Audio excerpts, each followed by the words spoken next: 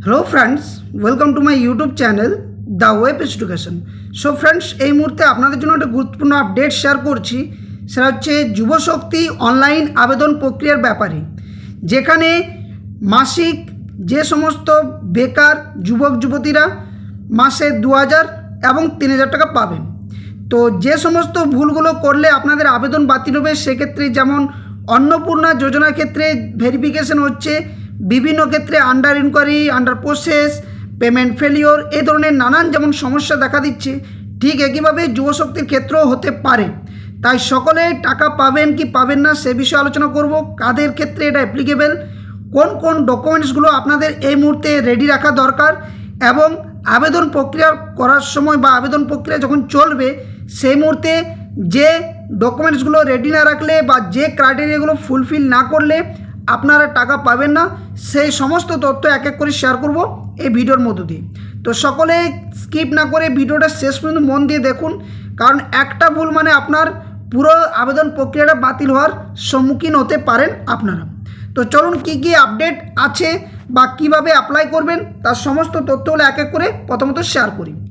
তো দেখুন, প্রথমত হচ্ছে যুবশক্তি প্রকল্প, যেটা 2026 রাজ্য সরকারের তরফ থেকে যেটা বলা হয়েছে যে হায়ার সেকেন্ডারি পাস পর্যন্ত সমস্ত বেকার যুবক যুবতী অর্থাৎ পুরুষ মহিলা উভয়ই কিন্তু আবেদন করতে পারবেন, যার বয়সের সময়সীমা হচ্ছে 21 থেকে 45 বছর।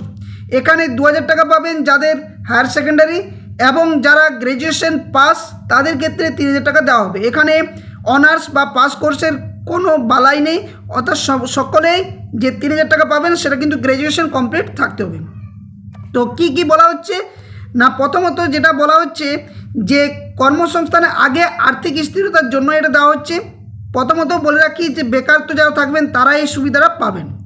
তো লক্ষ্য কি না, পশ্চিমবঙ্গের বেকার যুবক যুবতীদের কর্মসংস্থানের আগে প্রাথমিক আর্থিক সহায়তা প্রদান। এর উদ্দেশ্য হচ্ছে সরকারি বা বেসরকারি চাকরির প্রস্তুতি এবং নিজস্ব দক্ষতা বৃদ্ধি করতেই এই যে প্রকল্প সেটা কিন্তু রাজ্য সরকারের তরফ থেকে চালু করা হয়েছে। যোগ্য প্রার্থীদের প্রতি মাসে সরাসরি নিজস্ব ব্যাংক অ্যাকাউন্টে অনুদান হিসাবে স্থানান্তর করা হবে। তো তার জন্য বলে রাখি যে আপনাদের অ্যাকাউন্ট অবশ্যই ডিবিটি লিঙ্ক থাকতে হবে, অর্থাৎ ডিবিটি লিঙ্ক না থাকলে কিন্তু এই সমস্যাটা আপনাদের সম্মুখীন হবে। তো প্রথমত আপনারা ডিবিটি লিঙ্ক অবশ্যই করবেন, আধার কার্ডের সাথে ব্যাংক অ্যাকাউন্টের লিঙ্ক, আধার কার্ডের সাথে আপনার যে ফোন নাম্বারটা চালু রয়েছে সেটার লিঙ্ক, এবং ব্যাংকের সাথেও সেই ফোন নাম্বারটাই যেন দেওয়া থাকে। এই কাজটি প্রথমত আপনাকে করতেই হবে মাস্ট।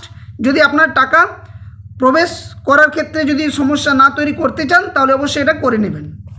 এবার হচ্ছে আপনার শিক্ষাগত যোগ্যতা নির্ধারণ করবে এবং আপনার অনুদানের পরিমাণও কিন্তু নির্ধারণ করবে সেই ভিত্তিতেই। অর্থাৎ কি, যেটা আগে বললাম যে মাধ্যমিক পাস, উচ্চ মাধ্যমিক পাস বা ডিপ্লোমা যাদের গ্র্যাজুয়েশন সম্পূর্ণ হয়নি তাদের ক্ষেত্রে মাসিক 2000 টাকা আপনারা এই প্রকল্পের সুবিধাটা পাবেন, উভয়ে ছেলে এবং মেয়ে।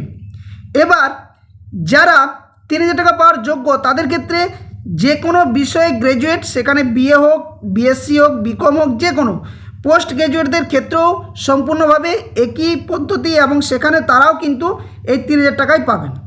অর্থাৎ মোদ্দা কথা কি না, মাধ্যমিক পাস থেকে হায়ার সেকেন্ডারি পাস পর্যন্ত 2000 টাকা ছেলে মেয়ে উভয়ে, এবং 3000 টাকা তারা পাবেন যাদের গ্র্যাজুয়েশন বা পোস্ট গ্র্যাজুয়েট বা আরও হায়ার কোয়ালিফিকেশন যাদের রয়েছে তারা কিন্তু 3000 টাকা করে মাসে পাবেন। এবার হচ্ছে যে আপনি এই প্রকল্পের যোগ্য সেই হিসাবে নিজেকে কিভাবে যাচাই করবেন, অর্থাৎ তার জন্য বলে রাখি, এটা নিয়ে অনেকেই কনফিউশন, যে বয়সের সীমাটা সেটা হচ্ছে ছেলে মেয়ে উভয়ের জন্য 21 থেকে 45 বছর, এটা মাস্ট দরকার। পশ্চিমবঙ্গের স্থায়ী বাসিন্দা হতে হবে এবং ন্যূনতম 10 বছর আপনাকে পশ্চিমবঙ্গে স্থায়ীভাবে বসবাস করতে হবে। 3 নম্বর কি, সম্পূর্ণ বেকার, অর্থাৎ নির্দিষ্ট কোনো বেতনের চাকরি নেই, সেক্ষেত্রে কিন্তু আপনি যোগ্য। এবং সবথেকে ভাইটাল বিষয় যেটা নিয়ে অনেকে কনফিউশন, যে পারিবারিক মোট যে বার্ষিক আয় বলা হয়েছে, অর্থাৎ মাসে 1 লক্ষ টাকা এবং বার্ষিক আয় 12 লক্ষ টাকার নিচে, অর্থাৎ 1 লক্ষ টাকার নিচে যাদের মাসিক আয় এবং 12 লক্ষ টাকা যাদের বার্ষিক আয়ের নিচে থাকছে তারা কিন্তু এই প্রকল্পের সুবিধাটা বা তাদের ফ্যামিলির সন্তানেরা বা ছেলে মেয়ে উভয় কিন্তু এই প্রকল্পের সুবিধার যোগ্য রয়েছেন। তাহলে কারা পাবেন না, না যিনি অ্যাপ্লিকেন্ট তিনি সরকারি বা স্থায়ী বেসরকারি চাকরিজীবী হওয়া চলবে না, নিজে কোনো ব্যবসায়ী বা সেলফ এমপ্লয়মেন্ট হওয়া চলবে না, এবং পরিবারে কোনো সদস্যই যেন ইনকাম ট্যাক্স প্রদানকারী না হয় সেক্ষেত্রেই দেখতে হবে। অর্থাৎ এই যে ক্রাইটেরিয়াগুলো যদি থাকে তাহলে তারা আবেদনের যোগ্য নয়, এবং এই ক্রাইটেরিয়াগুলো থাকলে তারা কিন্তু আবেদনের যোগ্য। এটা কিন্তু সবথেকে মাস্ট বিষয়। এবার আসছে যে মহিলাদের জন্য কি বিশেষ নিয়ম। তো দেখুন, এখানে মহিলাদের একটা কনফিউশন তৈরি হয়েছে।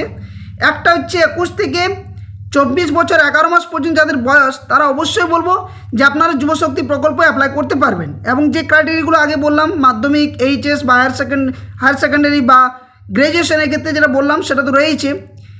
এছাড়া যাদের বয়স 25 বছর বা তার বেশি, তারা কিন্তু অবশ্যই অন্নপূর্ণা ভাণ্ডারে অ্যাপ্লাই করতে পারেন, সেখানে অন্নপূর্ণা ভাণ্ডারের সুবিধাটাই বজায় থাকবে।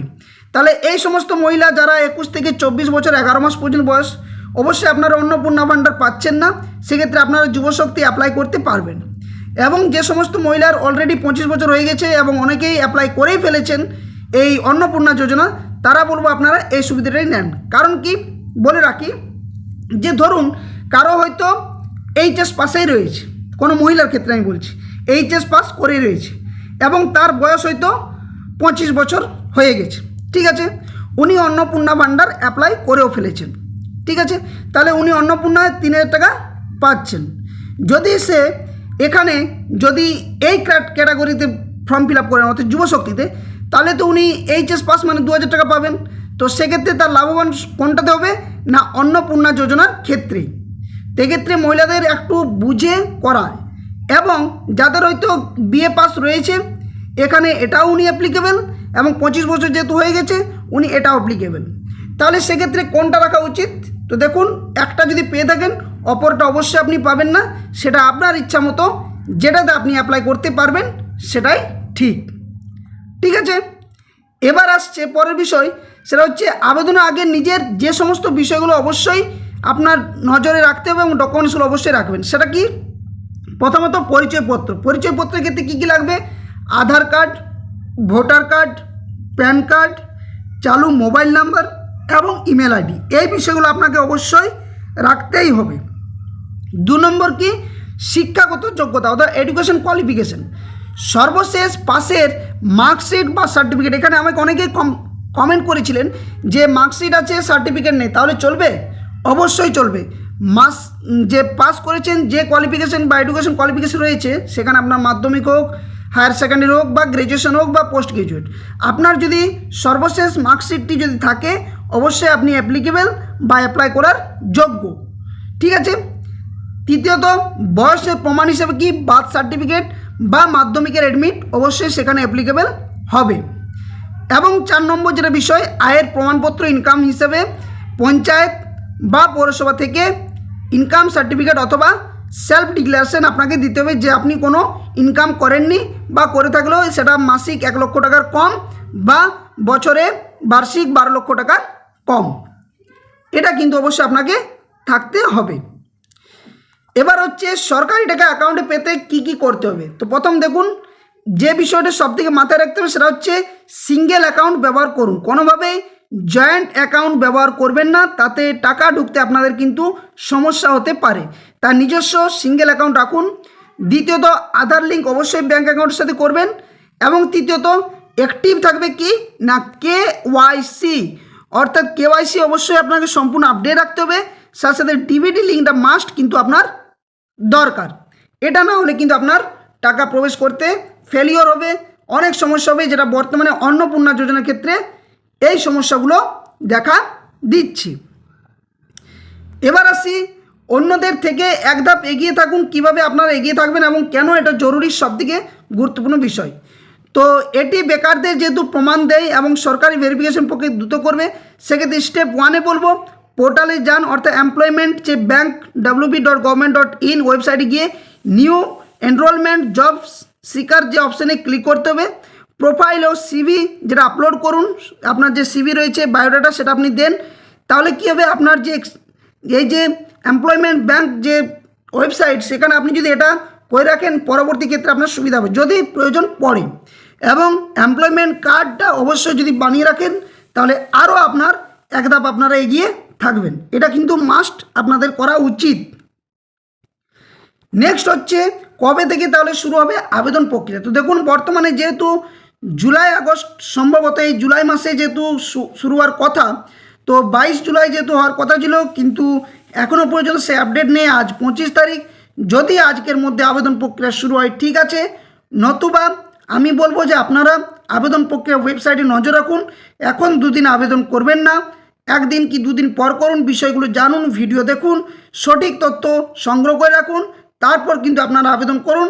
নতুবা অনেক কিছু যে অন্নপূর্ণা যোজনা যেমন পরিবর্তন হচ্ছিল, ঠিক একইভাবে পরিবর্তন ঘটবে এবং আপনার ডকুমেন্টস আপলোডের ক্ষেত্রে যে বিষয়গুলো বললাম অবশ্যই নজরে রেখে আবেদন করবেন। তাহলে কী হবে, যে ভুল হওয়ার সম্ভাবনাটা সেটা কিন্তু অনেকটা কম থাকবে। এবার হচ্ছে পরবর্তী পদক্ষেপ কি না, যেটা বললাম যে ডকুমেন্টস সমস্ত গুছিয়ে রাখুন, ভালো করে একটা ফোল্ডার বানিয়ে রাখুন, ব্যাংকের কেওয়াইসি এবং আধার লিঙ্ক স্ট্যাটাস চেক করুন, এমপ্লয়মেন্ট ব্যাংকে নিজের নাম নথিভুক্ত করে এক্সচেঞ্জ কার্ড সংগ্রহ অবশ্যই করুন। এইগুলো যদি করে রাখেন তাহলে আপনি অনেকটা এগিয়ে থাকবেন। তাতে করে আপনার আবেদন প্রক্রিয়া শুরু হলেই আবেদন করার সময় কোনো প্রকারের সমস্যার সম্মুখীন হতে হবে না। এবং ছেলে মেয়ে উভয়ে আবেদন করার সময় বলবো যে সঠিক তথ্য যাচাই করে আপনি যদি অ্যাপ্লিকেবল যোগ্য হয়ে থাকেন অবশ্যই আপনার টাকা আপনার অ্যাকাউন্টে প্রবেশ অবশ্যই করবে। তো কেউ ভুল না করে সঠিক তথ্য, সঠিক পথপ্রদর্শক হিসেবে বলছি যেটুকু তথ্য দেওয়ার, যে আপনারা সঠিকভাবে ডকুমেন্টসগুলো রেডি রাখুন, আপলোড করার সময় সঠিকভাবে দেবেন, যাতে করে কোনোভাবে আধার কার্ডের জায়গাতে ভোটার কার্ড, ভোটার কার্ডের জায়গাতে আধার কার্ড, এই ধরনের যাতে কোনো ভুলগুলো না করে থাকেন সেই তথ্যগুলো দেবেন। এবং মিথ্যা তথ্য মিসগাইডভাবে কোনোভাবে ফর্ম ফিল আপ করবেন না, তাতে করে আপনার টাকা ফেরতও কিন্তু লাগতে পারে। এবং এক্ষেত্রে সকলে টাকা নাও পেতে পারেন যদি মিথ্যা তথ্য দিয়ে থাকেন, যদি টাকা পেয়েও যান ফেরত লাগবে সুদ সমেত। তাই সঠিক তথ্য, সঠিক গাইডলাইন, সরকারি যে গাইডলাইন সেই হিসেবে আপনি যদি যোগ্য হয়ে থাকেন আবেদন করবেন সঠিক তথ্য দিয়ে, তাহলে আপনার পয়সা পেতে কোনোভাবেই সমস্যার সম্মুখীন হতে হবে না। তো এই ছিল সম্পূর্ণ আপডেট বা তথ্য। ভিডিওটি ভালো লাগলে অবশ্যই ভিডিওটি লাইক করবেন বা শেয়ার করবেন। আর যারা চ্যানেল নতুন ভিউয়ার্স রয়েছেন এই ধরনের গুরুত্বপূর্ণ সরকারি যে কোনো আপডেট পাওয়ার জন্য, এই ধরনের প্রকল্পের আপডেট পাওয়ার জন্য অবশ্যই চ্যানেলের পাশে থাকুন, চ্যানেলটি সাবস্ক্রাইব করে বেল নোটিফিকেশন অন করুন, যাতে করে সঠিক আপডেট সঠিকভাবে আপনার সামনে তুলে ধরতে পারি। তো ভিডিওটা এখানেই শেষ করছি, আবার কোনো একটা নতুন আপডেট নিয়ে আপনার সামনে হাজির হবো। ততক্ষণের জন্য ধন্যবাদ। জয় হিন্দ, সকলে সুস্থ থাকুন, ভালো থাকুন।